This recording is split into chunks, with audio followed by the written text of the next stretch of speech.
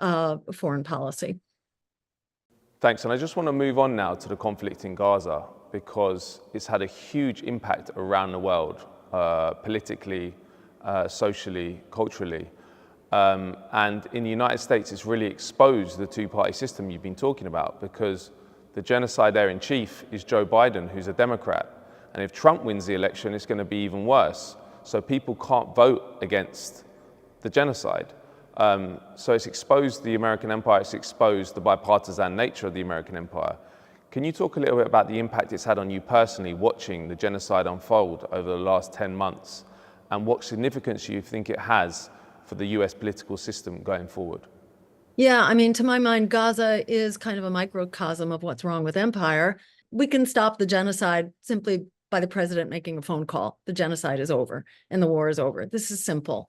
But the larger issue of the U.S., attempting to control oil in the Middle East and the U.S. relationship with Israel and Israel's relationship with Gaza, this is deep stuff. And in that sense, this is kind of a microcosm of empire and this notion that the U.S. has to really control dynamics around the world. So it's like a mask-off moment.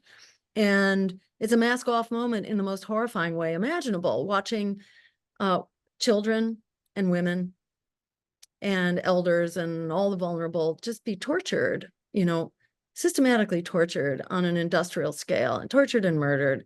It's just jaw-dropping. And it's hard for anything else to compete with it in terms of just drama and kind of wrenching human emotions. This is such a big thing, and it is so revealing about what is wrong with the U.S. Approach to power right now. So in that sense, it's absolutely riveting. It's very riveting to me as a Jew, because I grew up after the Holocaust. I grew up just after the Second World War in a Jewish community, attending a synagogue, and very much grappling along with my generation with how do we ever come to terms with the genocide against anybody, but against your own, religion or your own ethnic group. It's a challenging moment. And for myself, as well as a lot of Jews in my generation, how we came to terms with that was by resolving that we would never allow genocide to happen again.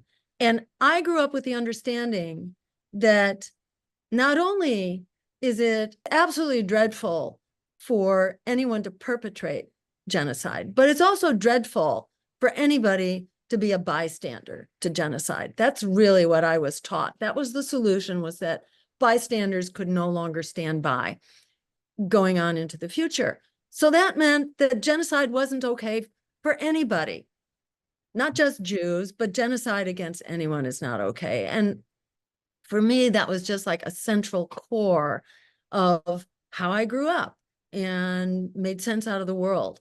And so it's really, kind of intolerable to me that kind of basic guideline for how the world works, that is being torn to shreds. And I cannot be a bystander to genocide. And, how it's affected me personally, it's just really made me double down in my resistance to empire. And things that might have been otherwise discouraging are not discouraging at all, because it's in the context of a genocide. And this is like absolutely not okay. And it makes our struggles look so trivial compared to what, the people of Palestine are enduring now. So, it is a moment, I think, of, it's kind of a come to Jesus moment about who are we? Who are we anyhow? And what will we allow to be done to our fellow human beings? So for me, it's a very mobilizing moment. And I think politically, it is a huge wake-up moment. And it really does spell the end of empire. The fact that not only that the empire is doing this, is a full participant in the genocide, but also, that the empire is capable of looking away. To me, it is so revealing that some, our leadership in particular, and all of Congress practically, they are perfectly capable of turning their heads here. And it's just such a mask off moment for, you know, how dreadful this empire is and how much it needs to be put behind us. As you said, Joe Biden could end this genocide tomorrow with one phone call. So what would the Green Party do if you became president to stop Israeli attacks on Palestinians and to resolve the conflict? Exactly. So first step would be that phone call. Second step, you know, would be to curtail all shipments of weapons and all military support for Israel until Israel comes into compliance with international law. So it's and human rights. So it's not only that the genocide has to stop, but the occupation also has to stop, and the ethnic cleansing and the apartheid state has to basically come to an end. So that would be essential. And to get there, I think the US is in control here, and the US can make this happen. So, you know, and I think the world community has enormous potential here to ensure that this happens.